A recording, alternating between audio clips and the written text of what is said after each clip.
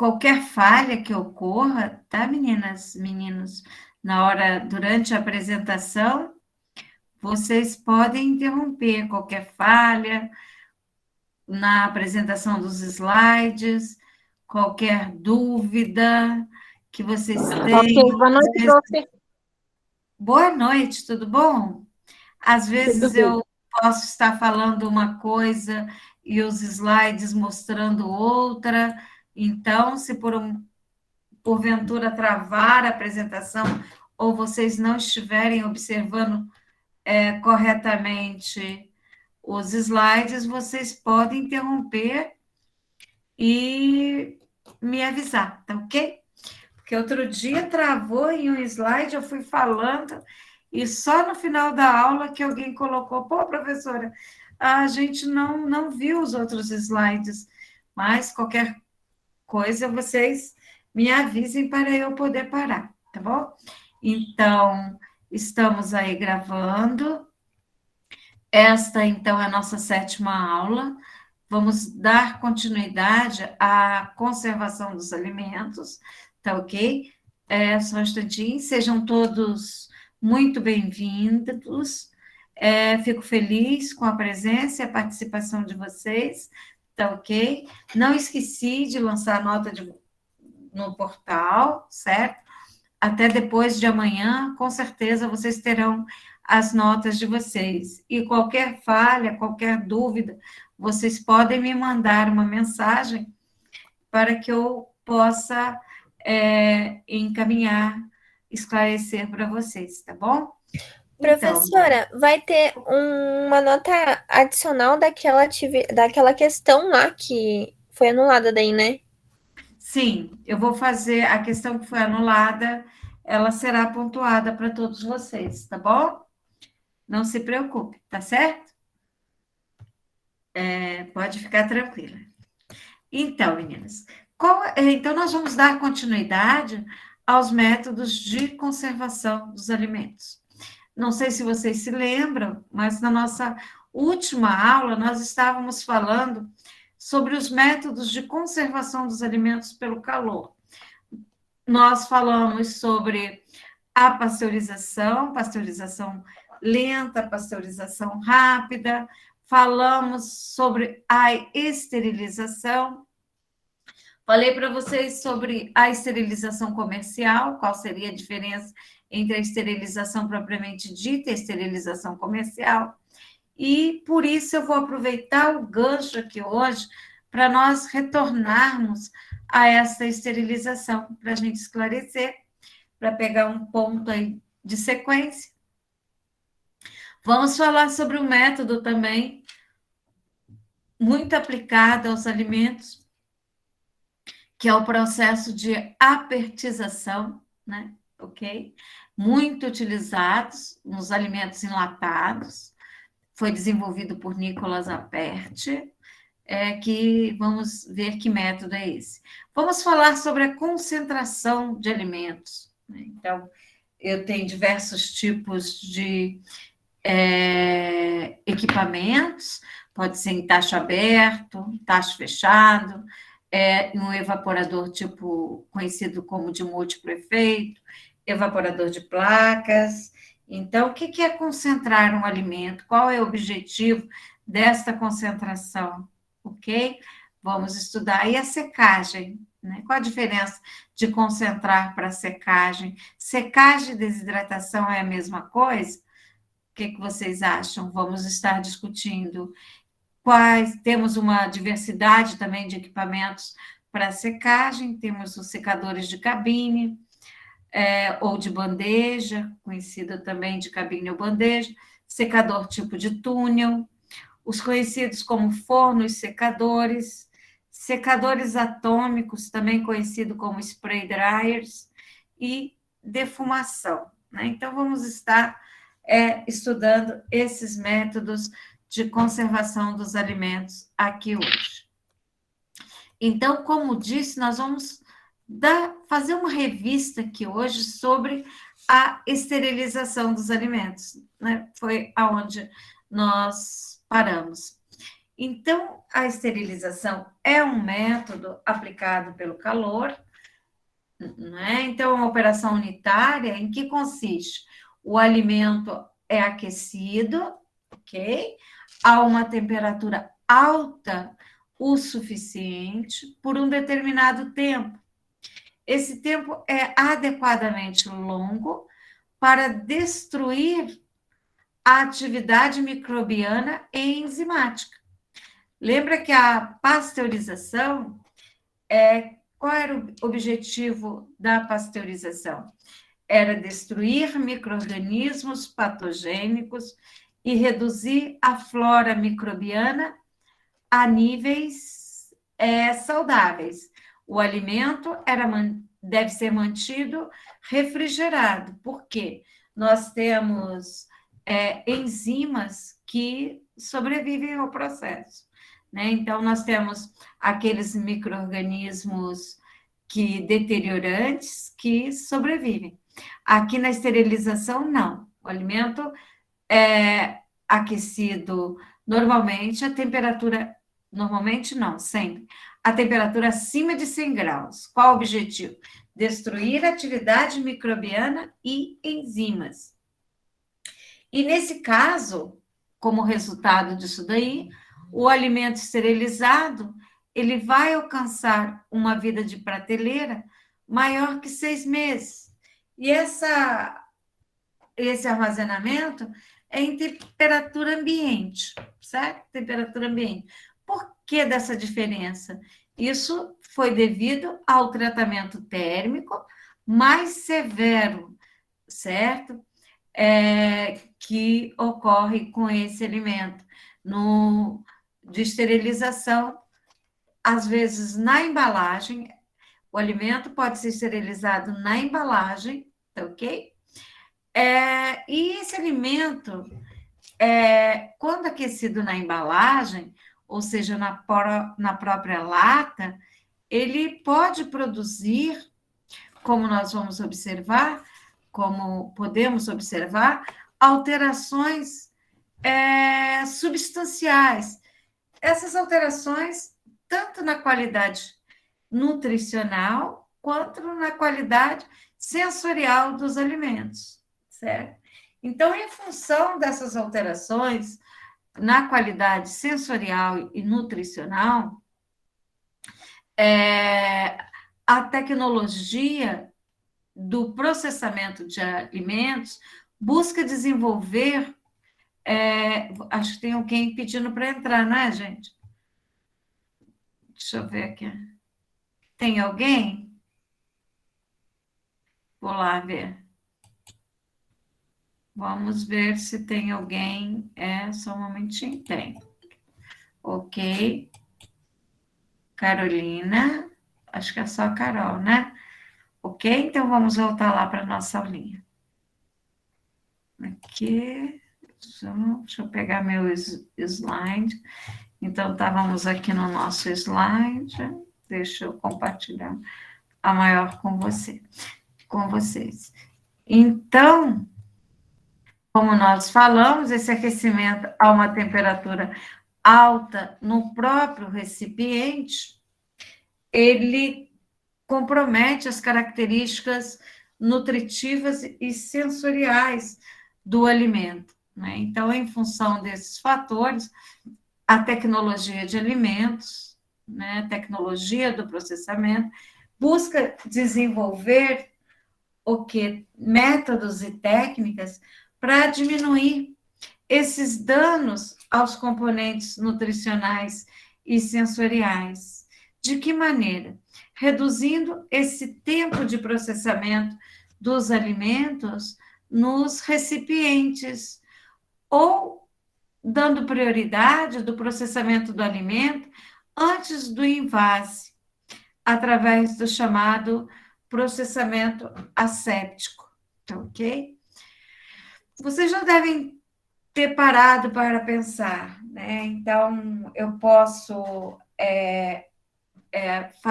realizar o tratamento térmico desse alimento, não depois de colocar na embalagem, mas antes do envase, Então, seria um tratamento asséptico que seria feito em trocadores de calor, ok? E como que nós determinaríamos aí o tempo desse processamento desse alimento?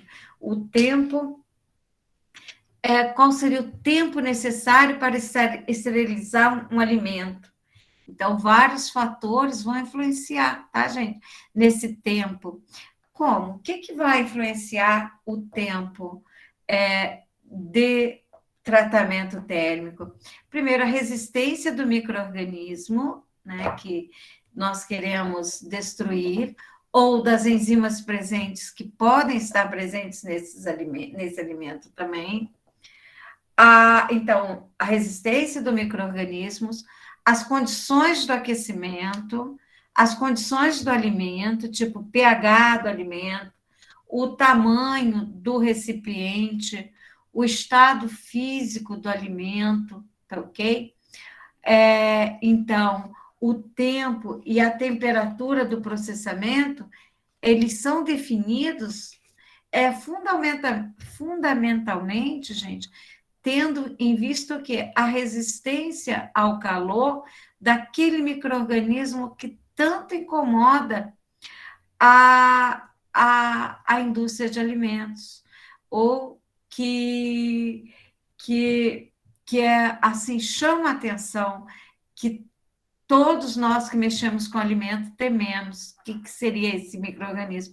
É o Clostridium botulinum, né? Então, a destruição do esporo do Clostridium é considerada, em geral, como um mínimo de processamento térmico para alimentos que vão ser depois esterilizados na própria embalagem, que recebe o nome de alimentos apertizados, né? Sofre esse processo que nós chamamos de apertização, ok? E nós vamos observar que em meio anaeróbico, ou seja, aqueles alimentos com pH maior do que 4,5 e o meio anaeróbico, apresenta as condições que são super favoráveis ao desenvolvimento dessa forma vegetativa do Clostridium, certo?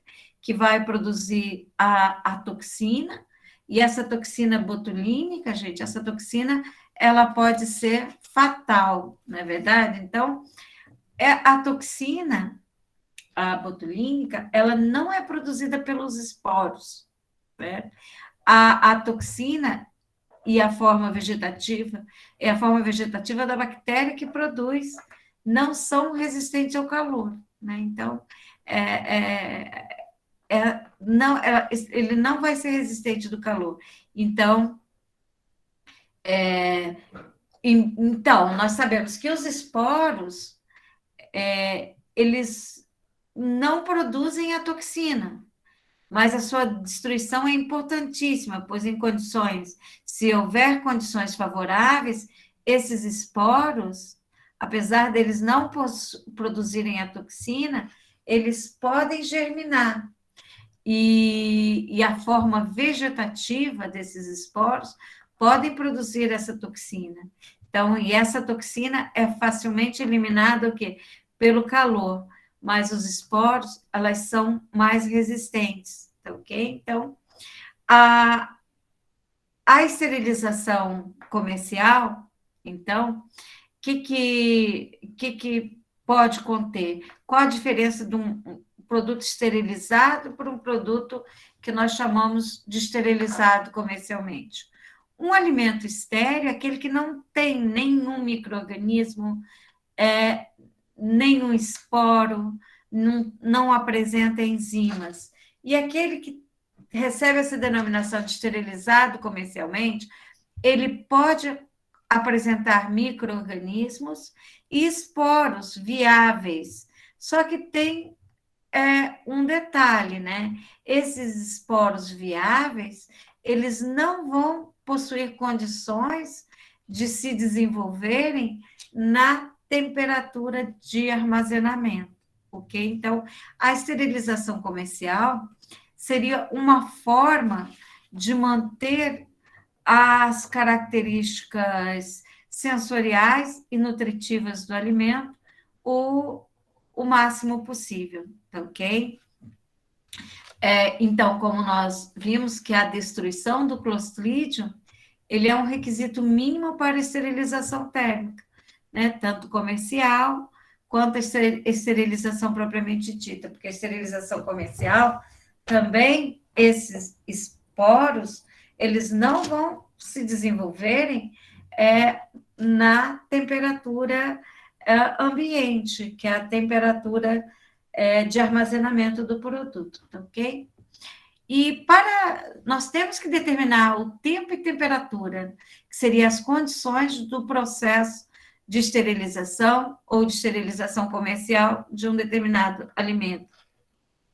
E para isso, nós precisamos ter informações sobre, mais uma vez falando aqui, que é importante conhecer a resistência dos micro-organismos, dos esporos, termicamente resistente, das enzimas e também da taxa de penetração de calor nos alimentos, certo?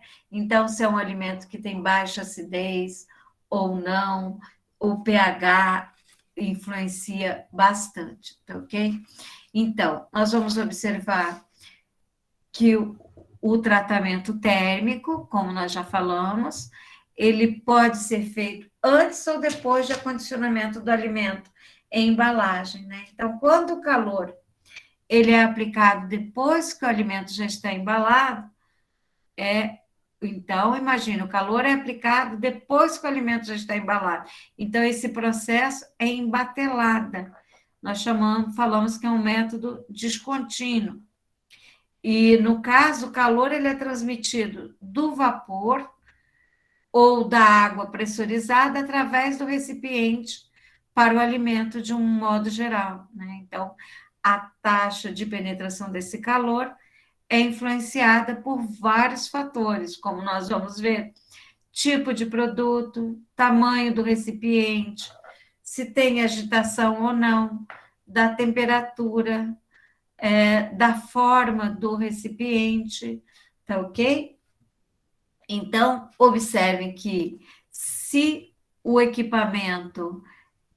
alimento é esterilizado após o envase, nós vamos fazer nessas autoclaves, né? Então, nós temos essas características, né? Que algumas vitaminas são perdidas, né? Durante o processo. Qualquer tratamento térmico sobre o alimento vai produzir modificações sensoriais na cor, no sabor, na aroma, na consistência, certo? Em relação à perda de vitamina C, vitamina A e várias alterações são consequência do tratamento térmico, tá bom? Então, nós vamos ver que, como nós... Só um instantinho, gente, que eu só passei aqui. Aqui. Então, a esterilização comercial, vocês sabem a diferença da esterilização comercial para a esterilização propriamente dita, né? Então, vocês viram que nós temos aí a sobrevivência de alguns esporos, mas esses esporos, eles não vão se reproduzir nas condições de armazenamento do alimento, ok? Então, os fatores que afetam o tratamento térmico, nós já discutimos anteriormente, que está relacionado ao tipo e à quantidade de micro-organismos, né? Nós devemos identificar e avaliar essas espécies que podem estar presentes, as formas vegetativas, a resistência dos esporos, como o pH do produto, certo? Então, nós temos aí o objetivo da esterilização e da pasteurização. Então, observando vocês que o objetivo da pasteurização é destruição dos micro-organismos patogênicos não esporulados e redução da flora deteriorante. Então, na pasteurização se utiliza o quê? Temperatura mais baixas, principalmente, nós temos 2 tipos de pasteurização, a lenta e a rápida. Pasteurização lenta normalmente utiliza a temperatura de 62 a 68 graus Celsius, e a pasteurização rápida, 72 a 85 graus Celsius, né? E a professora, Oi? a senhora estava falando 2 tipos de esterilização, quais são mesmo? Não entendi. Eu tenho a esterilização propriamente dita, certo? Que é uma esterilização que visa o quê? Destruir todos os micro-organismos, enzimas, esporos, o alimento ficar totalmente asséptico. É o caso do leite. Oi? É o caso do leite. Não, aí eu vou te falar. E temos a esterilização comercial. A esterilização comercial, nós destruímos quase todos. No entanto, sobrevivem alguns esporos. Mas esses esporos, eles são estáveis na temperatura de armazenamento. Por exemplo, dificilmente eu vou obter um alimento totalmente estéril, que tenha aceitação comercial. Por quê? Eu teria que utilizar um tempo e uma temperatura, um tempo suficientemente alto e uma temperatura também, que vai promover o que? Alteração nas características do alimento muito sensorial e nutricional. Aí eu não vou ter o quê? Aceitação desse alimento no mercado. Então, o que nós temos? O paralelo é o alimento esterilizado comercialmente, ou seja, ele é submetido a uma temperatura menor por um determinado tempo, de forma que essas alterações são intensas, são, porque a temperatura é acima de 100 graus, mas são aceitáveis. Compreendeu? Sim. Então tá. Então, por isso que eu falo, para alimentos, normalmente nós temos a esterilização comercial, porque a esterilização propriamente dita vai tornar o alimento assim, como é que eu posso, inviável comercialmente, tá? Vai destruir nutrientes e características como um todo dele, sensoriais, né? Então, olha só, vocês já devem ter ouvido falar do processo de apertização. Vocês já ouviram falar da apertização? A apertização foi um método que foi desenvolvido por Nicolas Appert, certo? Então, deixa eu ver aqui, acho que tem alguém aqui querendo entrar, deixa eu dar uma olhadinha aqui, gente, só um instantinho. Um momentinho só da paciência de vocês, que alguém aqui... Alguém... Fernanda, já entrou? Ainda não, professora, ela está esperando. Então tá, eu vou lá. Então, a Fernanda... Vamos partir aqui de Nicolas Appert. Fernanda, vim te buscar, Fernanda. Peguei, Fernanda? Isso, né? Ok. Seja bem-vinda, Fernanda. Vamos retornar lá. Obrigada, professora. Boa noite. E seja bem-vindo. Então, vamos lá no Nicolas Appert. Então, tem esse processo que se chama de apertização, é um método de conservação dos alimentos. Vocês lembram na aula passada que nós vimos alguns métodos, entre eles a tindalização, né? Ok? Então, esse método da apertização não deixa de ser o quê? Um método também de esterilização comercial.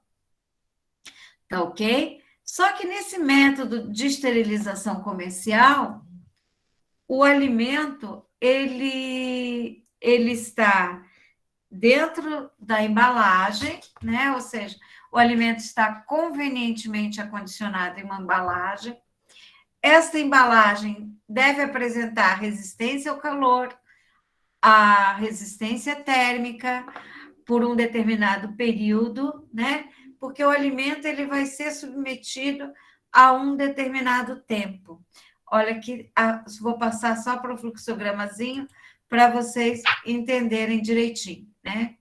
Então, aqui o produto, deixa eu só um instantinho que eu vou para lá. Aqui, ó. Então, eu tenho o produto já preparado, né? Imagine que você fez aí uma sardinha, né? Preparou a sardinha. Colocou essa sardinha nos recipientes. Esse recipiente fez a exaustão. Vocês viram como se faz a exaustão? A retirada do ar por vácuo. Na indústria tem túneis de exaustão, né?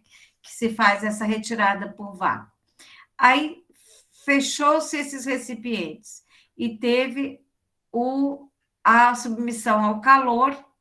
Depois de submetidos ao calor, esses recipientes são resfriados para diminuir, né, o processo de cocção, para não alterar tantas características sensoriais do alimento. Eles são rotulados e armazenados, né? Então, vocês vão observar aqui, ó. Opa, que eu vou voltar aqui no processo de Nicolas Appert. Então, para vocês observaram, então eu vou aquecer o produto já elaborado, né? Já envasado em latas, pode ser em vidros também, pode, plástico também, ou outros materiais isentos de ar. Mas os que mais são utilizados vidros e metais, como as latas, certo? Então, importa bastante a transferência do calor, né? Então, essa transferência do calor, ela é relativamente lenta, né? Os alimentos, eles apresentam uma baixa condutividade térmica, certo? Então, é relativamente lenta pelo tempo requerido para a penetração do calor nas embalagens do alimento, porque esse calor tem que penetrar até atingir o chamado ponto frio, que nós já vamos falar para vocês o que é esse ponto frio da embalagem. Então, neste caso, o que acontece com as embalagens? As embalagens que são utilizadas nesse método de tratamento térmico, elas devem ter boas propriedades de condução do calor, ou seja, elas devem conduzir de uma forma satisfatória ao calor e, ao mesmo tempo, elas devem apresentar também uma alta resistência térmica. Então, e as mais adequadas são as de vidro, né? E as de lata, que nós já falamos aí para vocês. E vocês vão observar, vocês estão vendo aqui, que os métodos de condução de calor, não sei se vocês se lembram, né? Seria de transferência de calor, desculpe, os métodos de transferência de calor, quais seriam eles? A condução e a convecção. Ainda tem a irradiação, mas para alimentos, o que vai importar seria a condução e a convecção.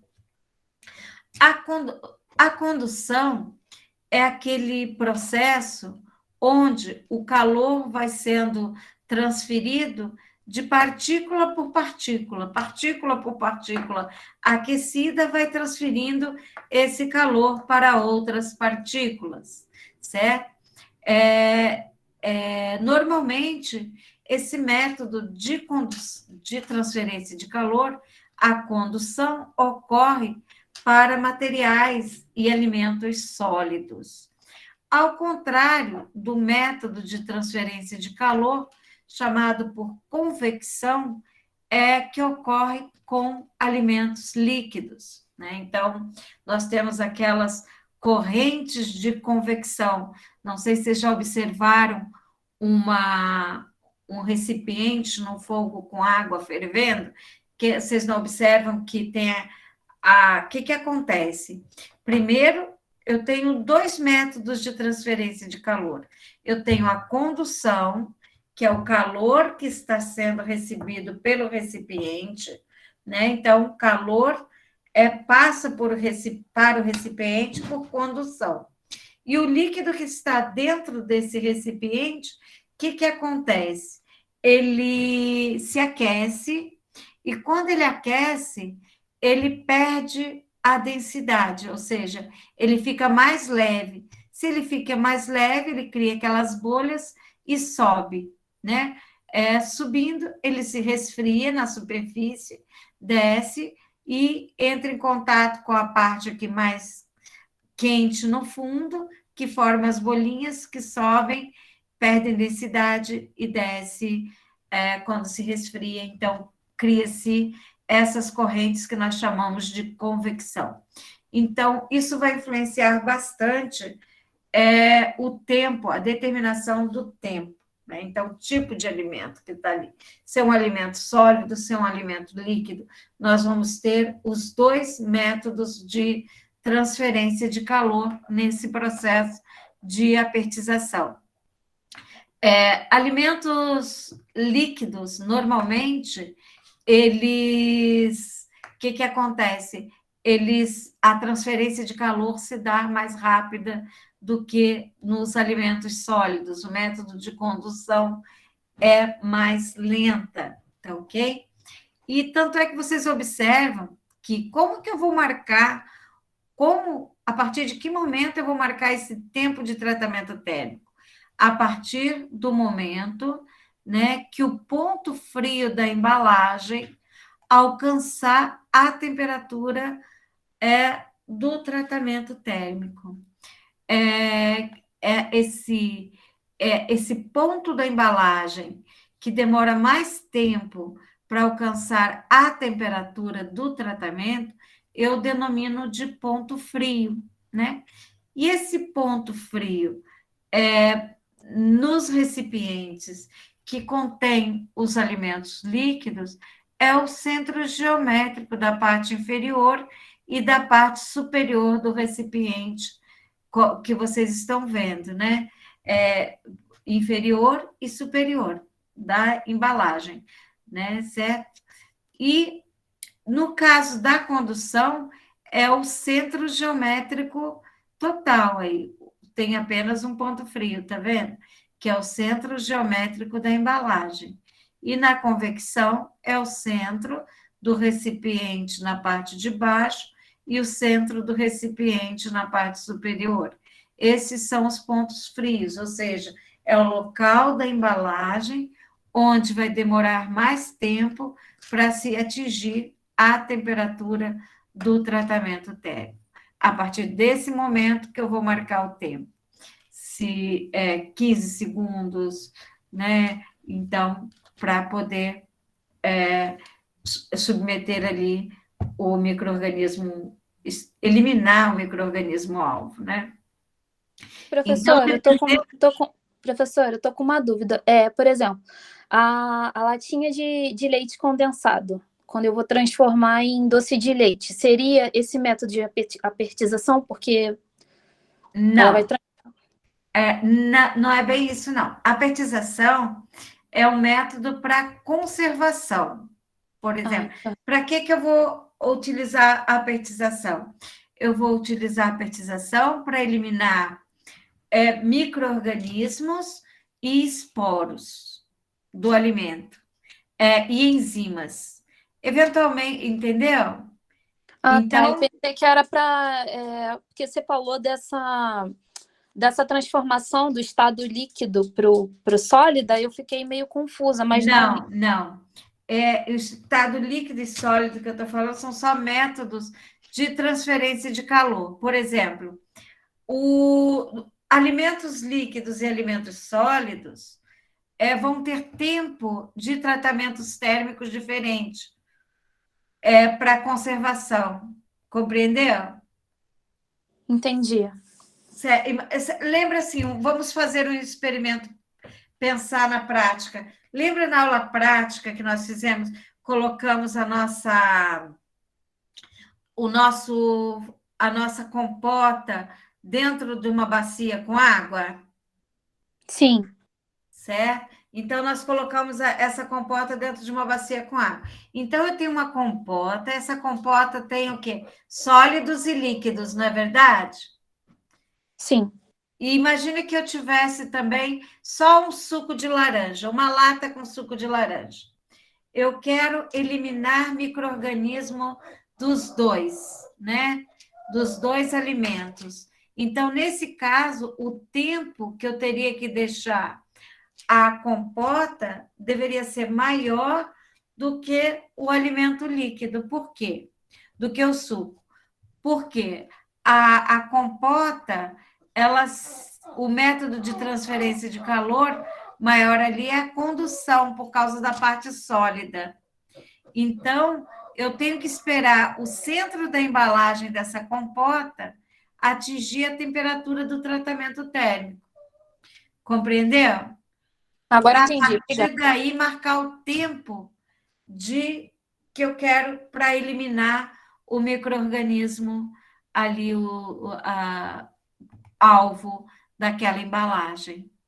E o alimento líquido, no caso, o suco de laranja, só um instante. Eu tenho que esperar alcançar a temperatura. Onde eu vou medir a temperatura? No centro da embalagem, na parte inferior, e no centro da embalagem, na parte superior.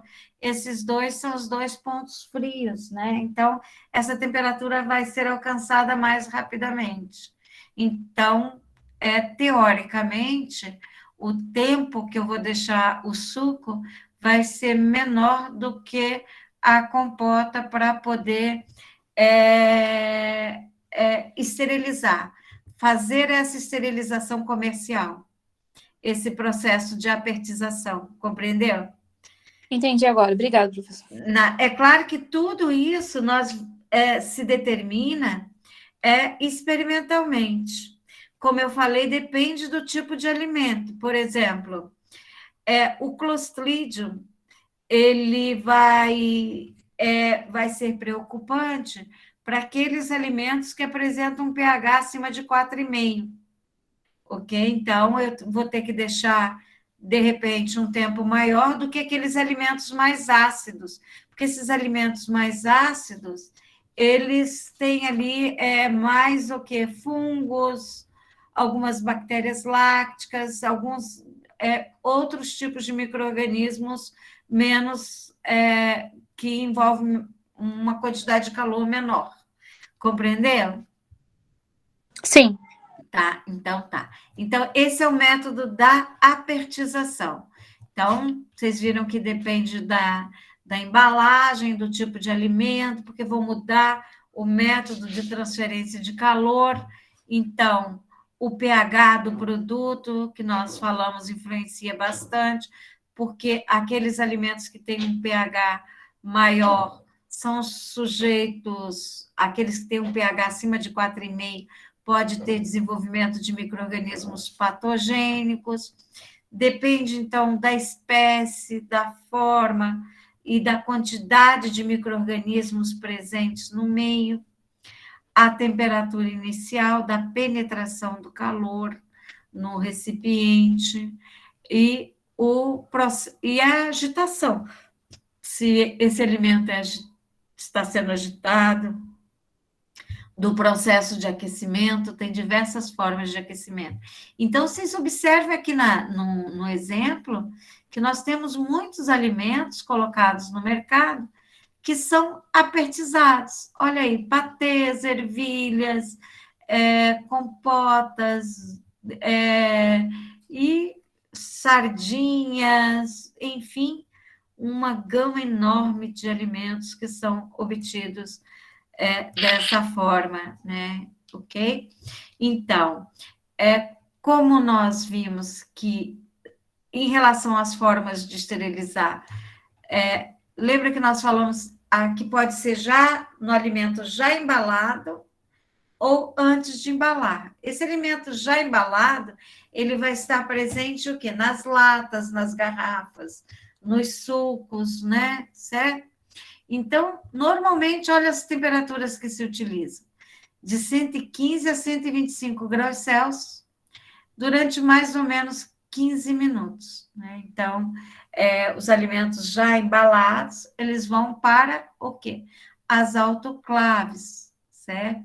E os alimentos antes de embalar, seria tipo o sistema UHT, né? Então, onde pega o leite, imagina, um tanque, nós vamos passar esse leite por temperaturas de 135 por 2 a 5 segundos, certo? Então, esse alimento ele vai ser esterilizado antes de ser envasado e depois passa para aquelas embalagens assépticas, né? Ok? Então, por isso que o processo UHT também é conhecido como um processamento asséptico. Então, o leite longa-vida, certo? Então, ele já vai passar para as embalagens. Ok, meninas? Qualquer dúvida pode interromper. Vamos ver agora a concentração dos alimentos. Ela falou do leite condensado, né? Então, o leite condensado é um alimento concentrado, né? Esse alimento concentrado, ocorreu nele o que é a evaporação, certo? Para que se faz a evaporação? Se faz para concentrar o alimento, pode ser sucos de frutas, leite, café. Normalmente se utiliza essa prática antes da secagem, antes do congelamento ou antes da esterilização, com qual objetivo? Reduzir o peso, volume, e dessa forma economiza-se energia, reduz custos de armazenamento, reduz o custo de transporte, distribuição e transforma o alimento em um produto mais conveniente de ser utilizado pelo consumidor. Então, vamos remover boa parte da água e, com isso, diminui-se bastante a atividade de água. Em um alimento concentrado, se remove mais ou menos entre 1/3 a 2/3 da quantidade desse conteúdo total, ok? Então, eu tenho 2 tipos, né? Então, esse termo evaporação se refere ao quê? A retirada da água, eu vou retirar a água como vapor. E não sei se vocês já ouviram falar da crioconcentração. Seria retirada da água sob a forma de gelo. Depois nós vamos ver, quando nós trabalharmos com os métodos de conservação dos alimentos pelo frio, vamos discutir a liofilização ou a criosecagem, né? Que é a transformação do alimento em pó, passando pelo congelamento, né? Então, a água passa diretamente do estado sólido para o estado de vapor, né? No caso daquele alimento liofilizado, o alimento seria método da criosecagem, que é diferente da crioconcentração, que eu não chego a secar totalmente, é só retirar parte da água sob a forma de gelo. E tem um método de concentração por membranas também. Então, nesse caso, a água e alguns solutos, eles são removidos por membranas que nós chamamos de semipermeáveis. Seriam membranas que deixam eles, que passam, né? Deixa passar a água através dela. E o método da desidratação? Então, concentração é diferente da desidratação, porque a desidratação eu vou remover uma quantidade de água maior, não é verdade? E essa desidratação, ela é também conhecida por secagem. Em que consiste a secagem, né? Então, ela vai consistir na aplicação do calor. Para eu secar um produto, eu vou aplicar o calor sob condições o quê? Controladas. Com qual objetivo da desidratação? Remover por evaporação, tá ok? A maior parte da água do alimento, tá ok? Então, com desidratação, vou remover uma maior parte da água do alimento. Então, falar um alimento desidratado, então, todos os alimentos em que eu removo água, eu posso chamar de desidratação? Não, você já deve ter falado, ou escutado falar, por exemplo, que a fritura desidrata o alimento, mas a fritura é um outro processo. A torrefação também, o assamento, certo? E eu tenho, qual a diferença entre secagem e evaporação? Né? Então, a secagem é remoção de líquidos. Vou secar, remoção de líquidos de material sólido. Por isso acontece muito com produtos agrícolas no campo. Imagine o café, né? Então, o agricultor retirou o café do campo, ele vai secar o café. Então, a agricultura se faz quando se tem condições próprias, secagem natural. No próprio ambiente, se a temperatura permite, as condições de tempo também. Então, eu vou ter a remoção de líquido desse material sólido. E a evaporação é remoção de líquido de líquido. Por exemplo, eu vou produzir a evaporação do suco de laranja, né? Então, eu vou concentrar esse suco de laranja. Vou concentrar para quê? Para reduzir volume, para facilitar o transporte, para diminuir custos, certo? Então, essa desidratação é uma operação que remove a água do alimento sob a forma de vapor, como nós já falamos. Então, nós vamos aplicar esse calor concentrado, remover a água. No caso da liofilização, que falei para vocês, é um método de criosecagem, né? Então, a água passa diretamente do estado sólido para o estado de vapor, né? Então, seria aí a sublimação que ocorre com a água do alimento. E nós temos que diversos equipamentos, né, para poder produzir a evaporação.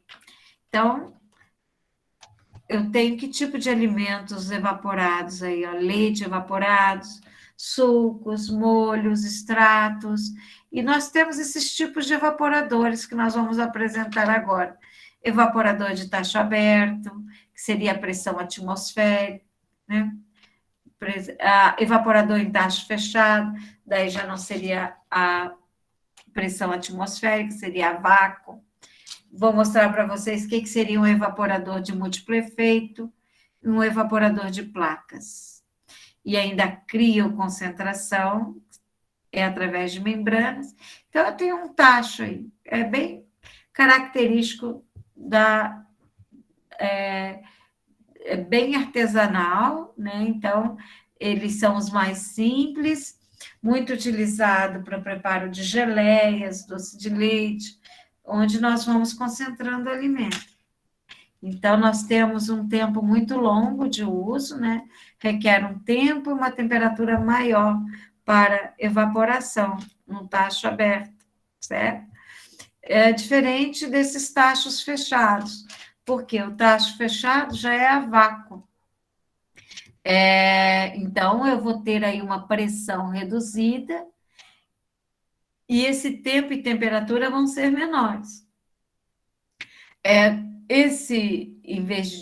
porque no tacho aberto sempre tem alguém que fica agitando, mesmo pode se incorporar um agitador no centro do tacho. Aqui também pode-se usar um agitador central, o tipo raspador, que no caso aqui vai promover uma convecção forçada, né? Então, essas espátulas, elas vão mexendo mecanicamente o produto. Para quê? Que precisamos mexer? Para evitar o superaquecimento localizado, para evitar a queima, aquele odor de queimado no produto. E o que seria um evaporador? Então, vocês viram um tacho, o que seria um evaporador? Em tacho aberto, tacho fechado, e um evaporador de múltiplo efeito. Vocês observem no desenho aqui abaixo que eles são colocados em série, né? Então, observe que tem uma alimentação, né? Alimentação, o que me refiro à alimentação? Imagine que eu vou evaporar o leite. Então, eu vou alimentar o meu evaporador com leite. Então, tá vendo ali a alimentação no primeiro efeito? Tem o vapor que entra, o vapor vai passar pelo equipamento, porque para aumentar a temperatura, aumentando a temperatura, eu tenho o que? A saída do vapor do alimento, não é verdade? Então, tem a saída do vapor, aí, olha, observe que esse alimento, ele vai sair do primeiro efeito um pouquinho mais concentrado e vai entrar no segundo efeito, no segundo efeito aí, no segundo evaporador, aonde vai ser submetido a uma temperatura, observe aí, 55 mais baixa. O que vai acontecer?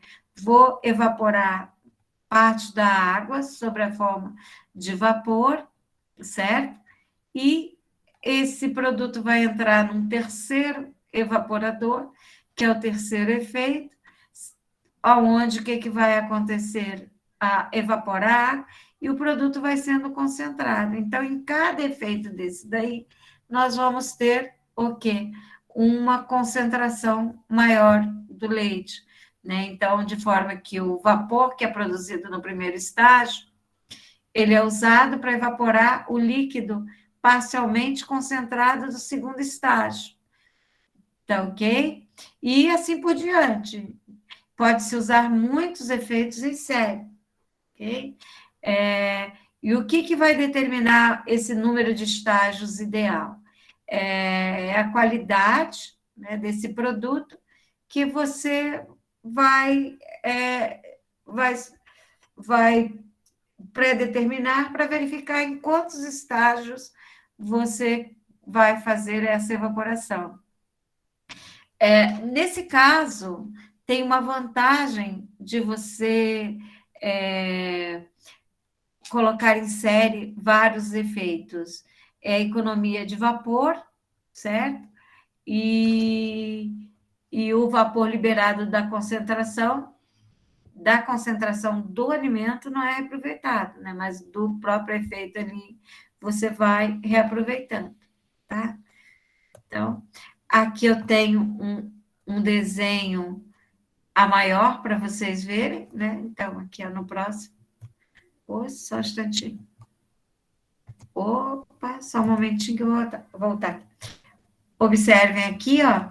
Acompanhe. Esse é um evaporador de triplo efeito que vocês viram no outro desenho. Imagine em um aqui, o que eu tenho? Entrada do vapor, tá vendo? Esse 2, a saída do condensado, por quê? Imagina, eu entro com vapor a uma determinada temperatura e vai trocar calor com o leite está mais frio. Esse vapor vai perder temperatura. Se perde temperatura, ele condensa. Então, eu tenho que remover esse condensado, porque se eu não removo o condensado, ele vai diminuir a temperatura do vapor que está entrando, certo? Então, esse condensado, ele é removido das linhas através de um equipamento que na indústria eles chamam de purgador de vapor, certo? Então, se está observando aqui em 3, que nós temos aqui o que é a entrada do produto. entrada do produto líquido, que no anterior era por cima, aqui é por baixo, ó, tá vendo? Entra em contato com o vapor, ele concentra, né?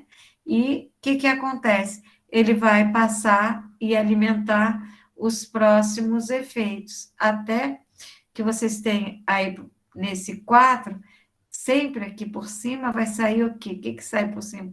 Os gases da evaporação, né? A água, né? Os gases, vapor d'água que sai desses efeitos. E por baixo aqui nós vamos ter sempre a saída, o quê? Do produto mais concentrado, né? Então, isso influencia na economia. Um evaporador de placa, que é um trocador de calor, tá, gente? Onde se utiliza um vapor de baixa pressão.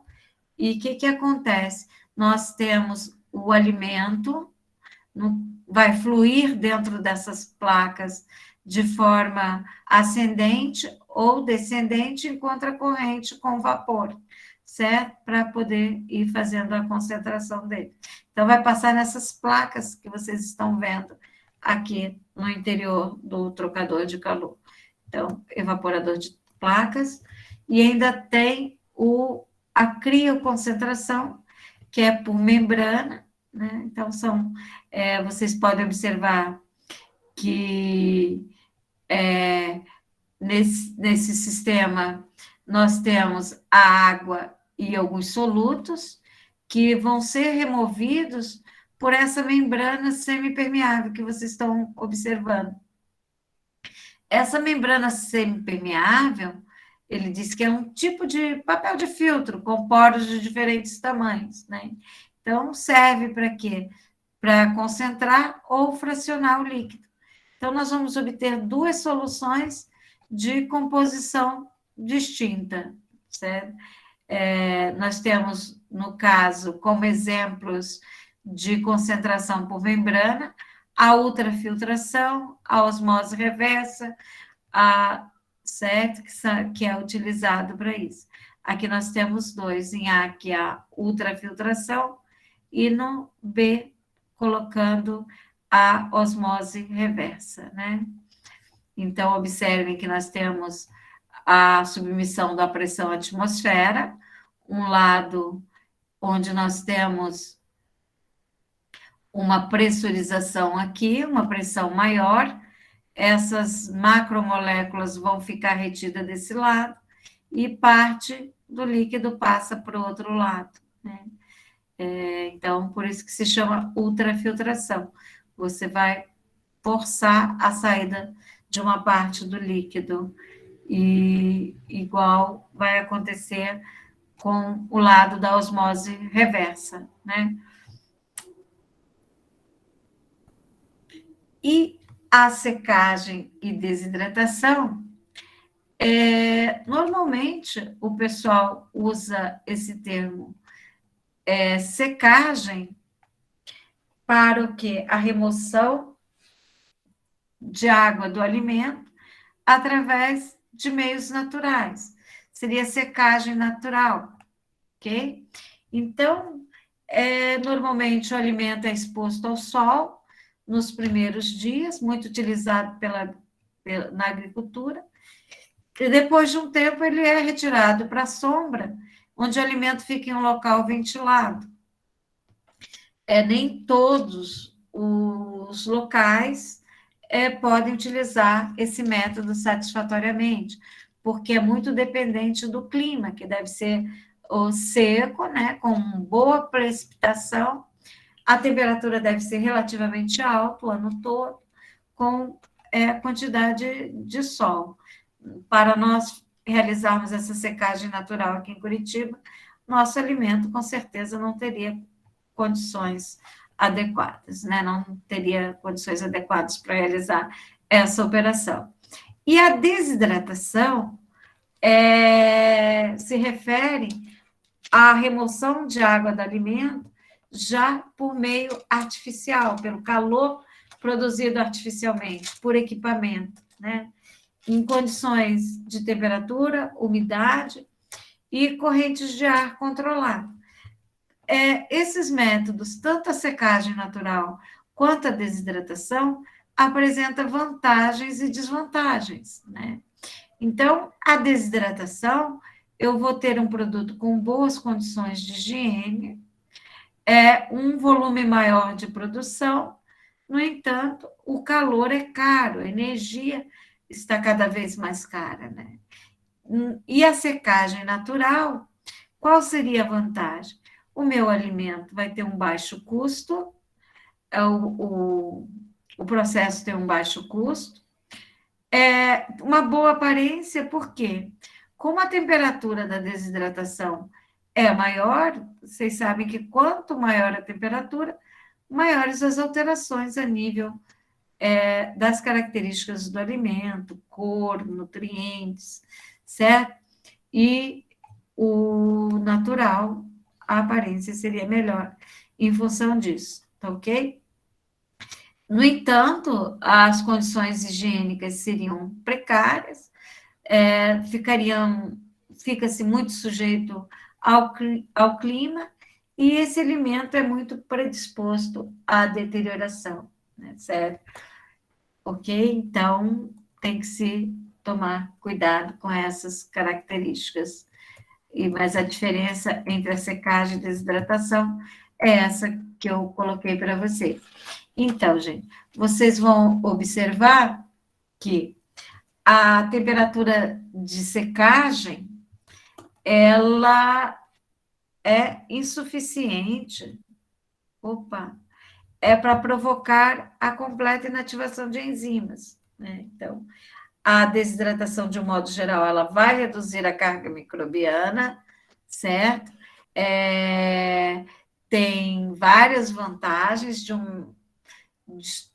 ela destrói leveduras e a maioria das bactérias, mas não destrói os seus esporos. Então, existem alguns micro-organismos que são resistentes e que podem se desenvolver, comprometendo a segurança do alimento desidratado.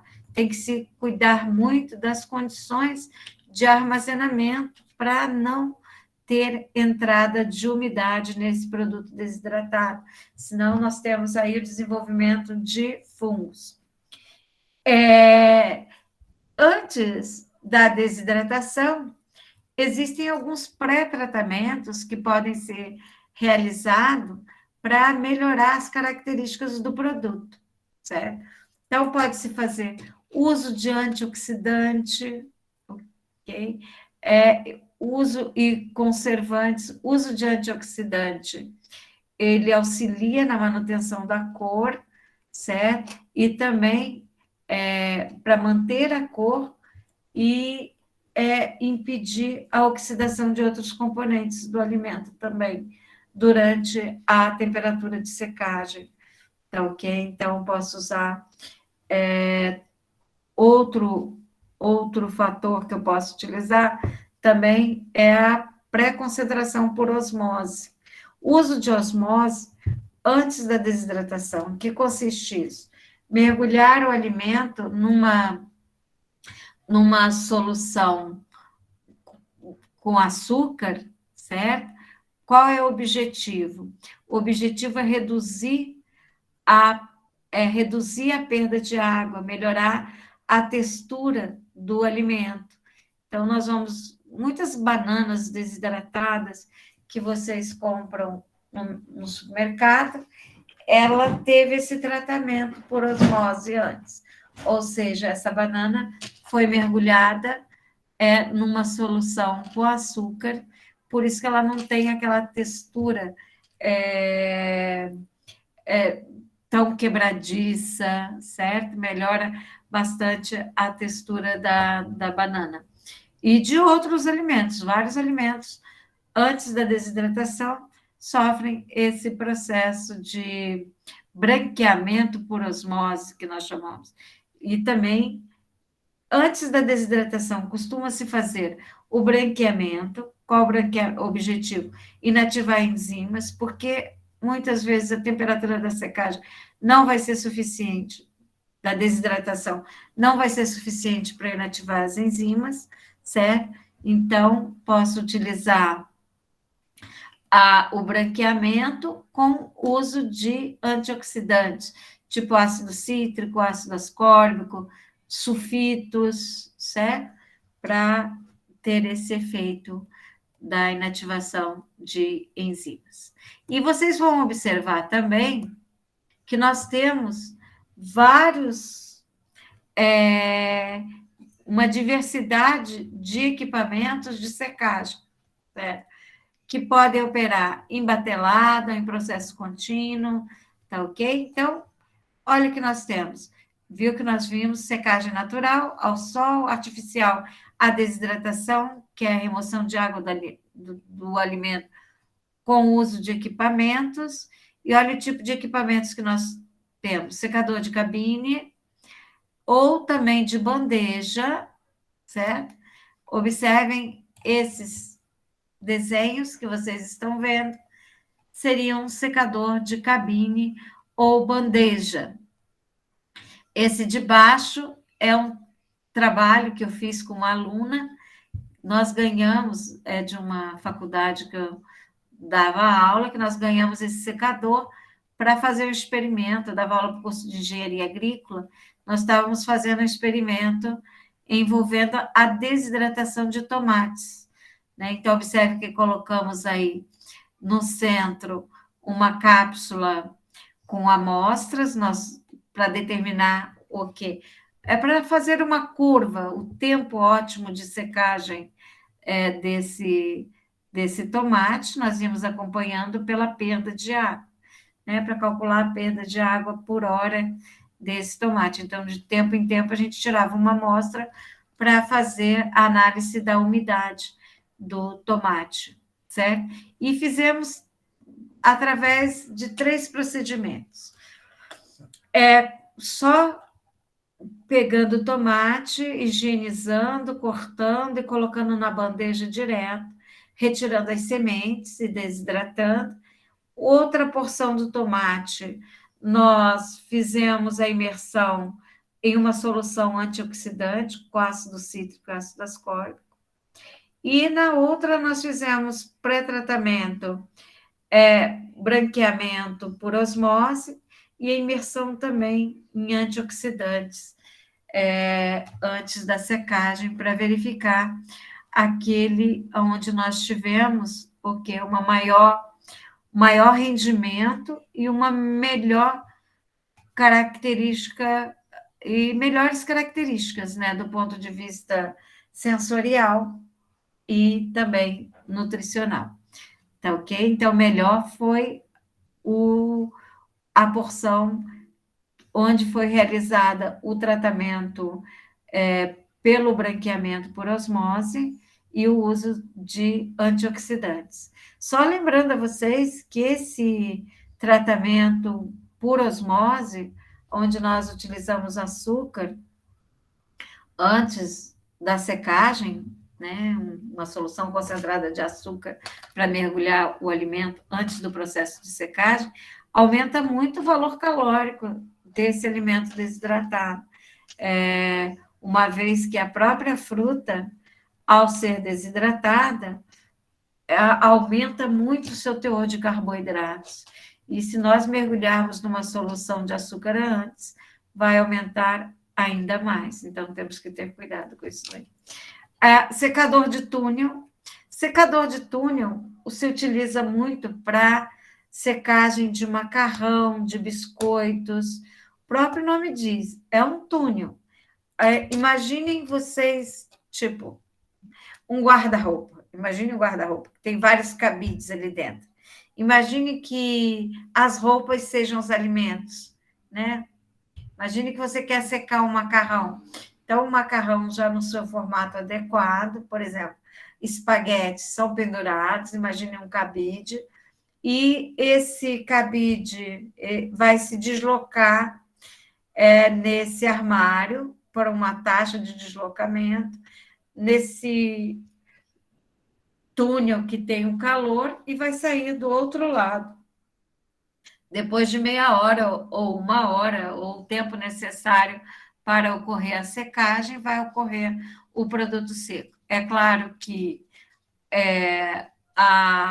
ele vai ser resfriado até a temperatura ambiente, porque depois ele vai ser envasado, ou seja, colocado na embalagem. Ele vai ser embalado, né? Então, na embalagem tem que ser colocado à temperatura ambiente. Tem os fornos secadores, que parecem um secador de tambor, como vocês vão ver. O pessoal utiliza no campo bastante para fazer, para secar café, né? Torrar café. E tem os secadores atômicos ou spray dryers, que vocês vão ver um desenho aqui mais à frente também. Olha só. Então,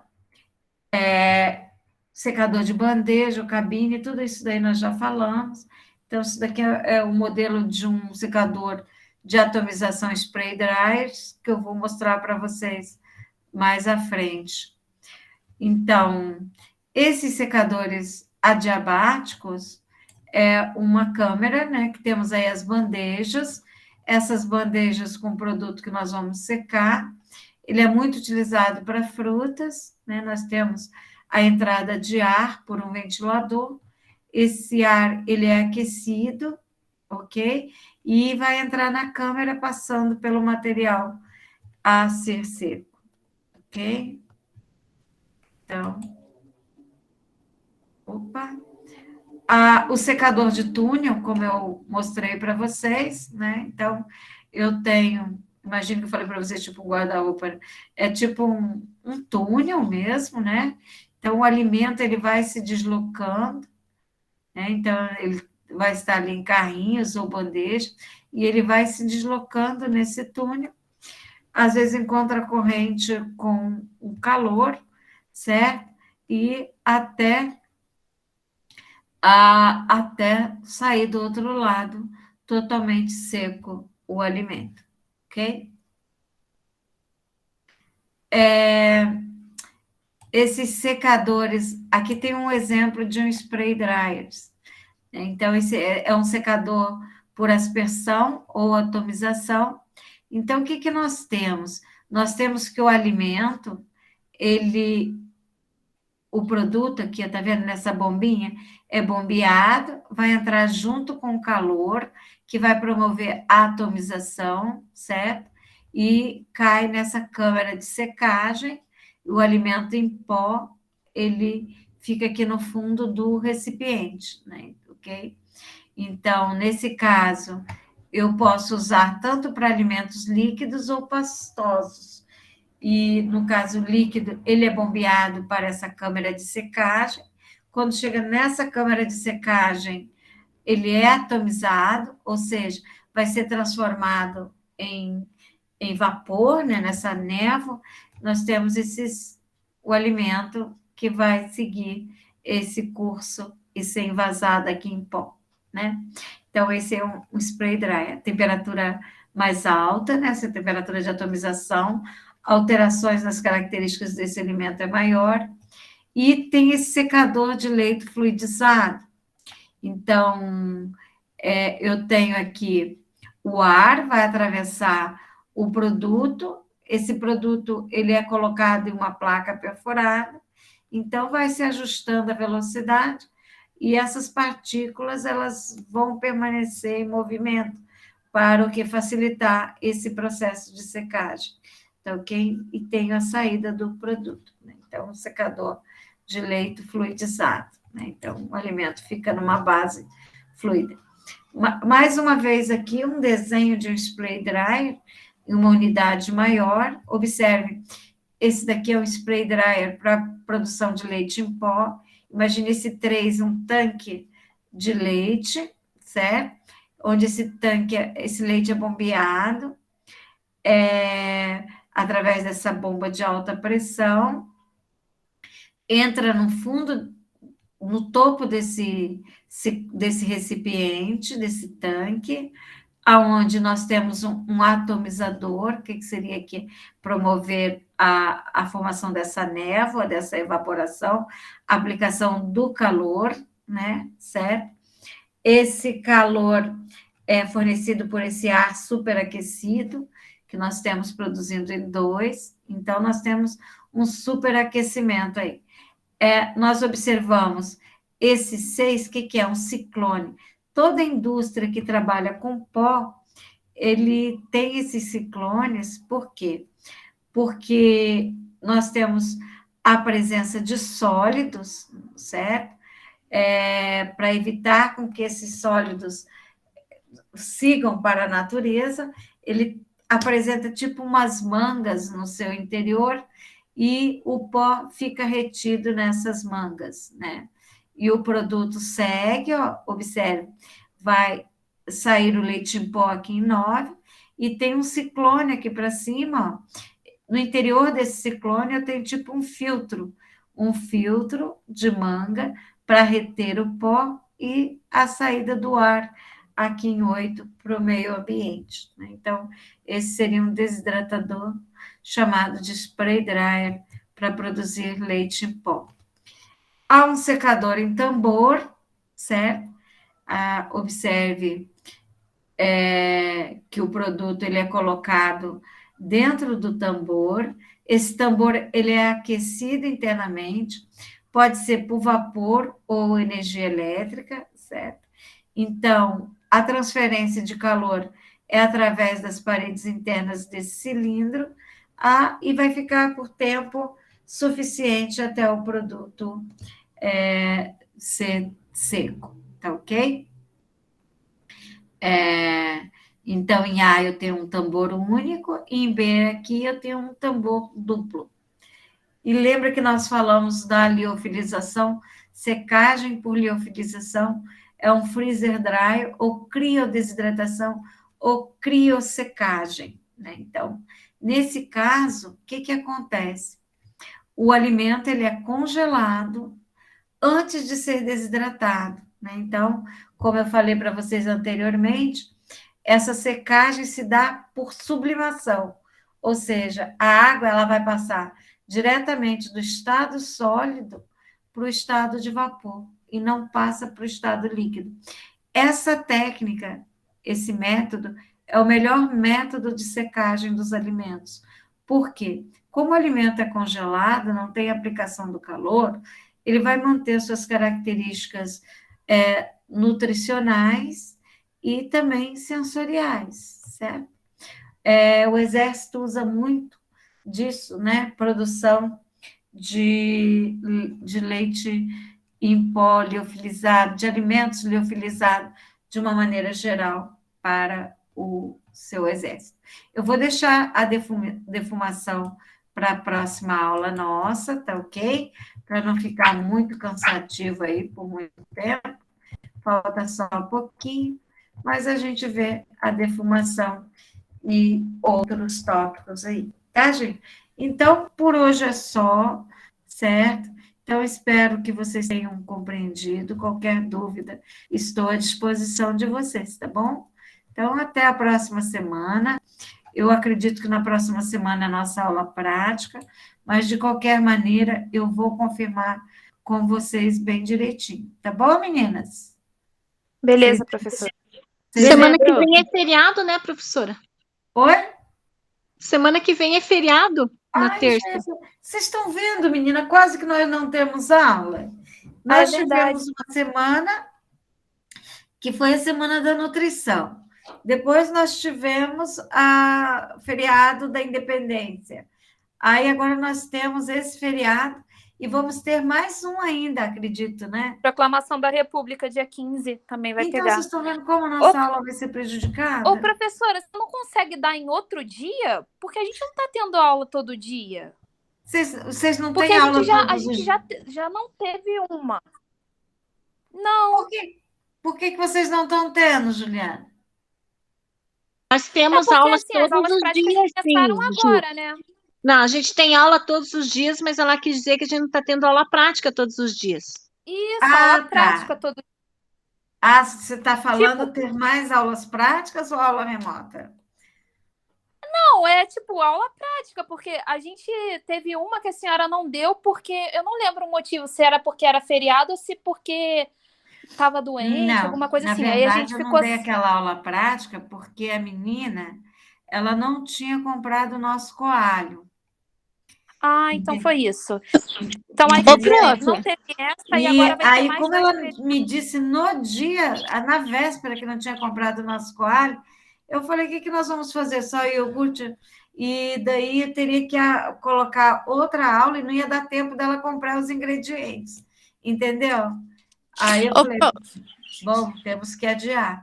Mas nós vamos fazer essa aula, porque nós vamos fazer a aula do glúten e a aula das carnes. Tá ô, prof, bom? prof, Oi. eu queria te perguntar uma coisa. Eu queria fazer aquele queijo que a gente fez em casa, Ah, mas eu queria ver com você onde que compra aquele cálcio e o coalho para fazer. tá. Ó, o cloreto de cálcio e o coalho você pode comprar no mercado municipal, Ah, tá.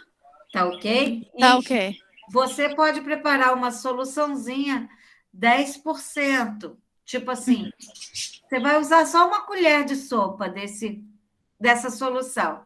Você pode pegar 10%, seria 5 gramas e 50 mililitros de água. Aí você usa água mineral, pra, Ok. tanto para dissolver. O coalho você pode dissolver, ou você já pode preparar a solução no próprio leite. Às vezes eu faço isso, sabe? Tipo, vou pegar 50 mililitros do leite, que é bem pouquinho, e dissolvo nesse leite ali o quê? Um pouquinho de cálcio, né? Proporcional para dar 10% do volume. Se você pegou 50 mililitros, 10% ali, uns 5 gramas, entendeu? Sim, aham. Aí utiliza uma colherzinha de sopa para você colocar, porque daí você já tem o próprio leite, né?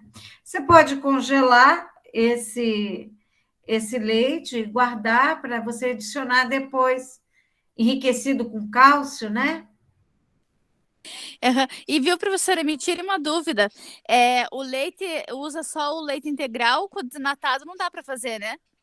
Então, você pode usar também o desnatado para fazer o queijo, não tem problema. A única coisa que a gente recomenda é que seja pasteurizado, não o HT. Ah, tá, beleza. Tá ok? Então, comprando leite pasteurizado, que é aquele leite de saquinho, embora que alguns laticínios agora também entregam em garrafinhas, né? Ah, beleza. Uhum. Então, você usa o pasteurizado, não o HT, não, tá? Beleza, prof. Ah, Então, mais uma coisa. E aquela forminha que a gente usa para fazer o queijo também tem no mercado municipal? tem no mercado municipal, pode comprar lá, Ah, beleza, então. tá bom? Tá Faça bom. lá seus iogurtes, seus queijos, depois vocês me dão retorno, para ver se Tá vocês estão bom. aprendendo a fazer e vão tirando dúvida. Quem sabe no futuro vocês não montam uma fabriquita Verdade.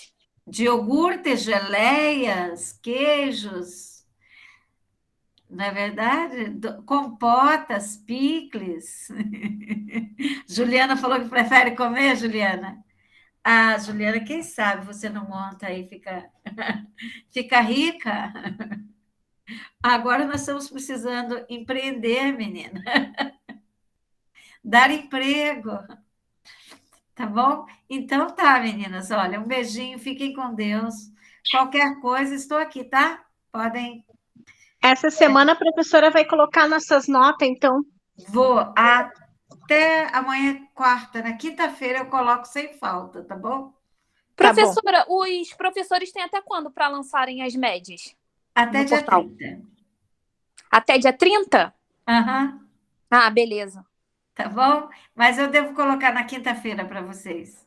Não Valeu, coloquei então. ainda porque eu estava com dificuldade de acesso à planilha de notas lá de vocês. Beleza. Professora, como é que você vai fazer com relação aquele trabalho lá, que foi uma questão anulada. Você vai fazer Então, proporcional... eu vou fazer o Beleza. seguinte, porque eram 10 questões, né, Juliana? Isso, E a prova valia 7, não é isso? isso. Então, cada questão valia 0,7. Aham. Então, se eu anulei uma, eu vou atribuir 0,7 a Automaticamente. mais para vocês. Ah, beleza, então. Tá joia. Tá bom? Então, é só vocês Beleza. acrescentarem 0,7. Beleza. Professora, é uma dúvida. Quando a professora deu a live, a professora falou a respeito daquelas atividades que a gente fazia. Essas atividades, ela valia algum ponto ou só foi a última atividade que valia ponto? Não, todas as atividades de frequência, elas valem 1 ponto. Entendeu? Todas. Por Mesmo exemplo, que não acerte, prof? oi? Mesmo que Não. não esteja correta a questão que a gente respondeu? Não, se não tiver correta, elas valem 1 ponto.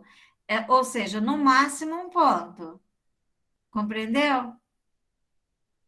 Mas vale a presença. Ah, sim. Mesmo A que presença, esteja se você- incorreta a questão. Isso, a presença, certo ou errado, você fez, você tem a presença. Agora, o ponto vai depender se ela está certa ou não. Aí, por exemplo, nós tivemos 7 atividades. Então, cada semana, então você tem 7 pontos. 7 dividido por 7 vai dar 1 ponto. Ok? Aí nós temos a provinha de vocês também, que vai contabilizar aquela avaliação parcial, sabe? Entendeu? Que vale... Então, no caso, são os pontos das atividades, mais aquela atividade das 10 questões e mais a prova. Isso aí. Vamos somar. Vamos somar a nota da prova, a atividade avaliativa e a atividade de frequência. Os alunos que estiverem presença nas lives têm meio ponto adicional. Ok, Entendeu? entendi, professora. Então tá, meninas. Eu vou colocar amanhã para você. Amanhã não, na quinta-feira. E daí, se vocês tiverem qualquer dúvida, podem encaminhar um e-mail para eu poder separar as notas e encaminhar para vocês, tá bom? Beleza, professora. Pode ficar tranquila que qualquer erro a gente conserta depois, tá? Não se desespere. O que é de E César aquele será. queijo lá, prof? Oi? Aquele queijo picolá para a gente experimentar? O queijo é de vocês. Vocês podem ir lá a hora que quiser pegar. Entendeu? O iogurte ficou bem amanhã à noite eu vou gostoso. estar lá. O iogurte estava bem gostoso. Ah, é? Mesmo com aquela... Mesmo deixando ferver, né, Gislaine? Não, mas deu certo, sim. Eu gostei. Então, Eu que gosto de iogurte grego, que eu não gosto de coisa com açúcar, estava excelente. que bom. Mas vamos melhorando cada vez mais, né? Aí é só ir variando e vendo o jeitinho que fica melhor para vocês. Amanhã vamos comer o queijo, então, professora, que amanhã vamos estar lá também. Ah, sim. Amanhã eu vou lá dar uma olhadinha em vocês. Vocês vão estar em que laboratório? Na verdade, acho que vai estar na clínica, porque a gente vai estar com o Jonathan. Vai ter o uma taxa, Jonathan. professora. Aham, Então tá. Eu vou estar no 5º andar. tá bom. Tá bom? Um beijinho, então. Fiquem com Deus. Boa meninas. noite, prof. Até amanhã. Boa noite, prof. Professora. Descansem. Até mais.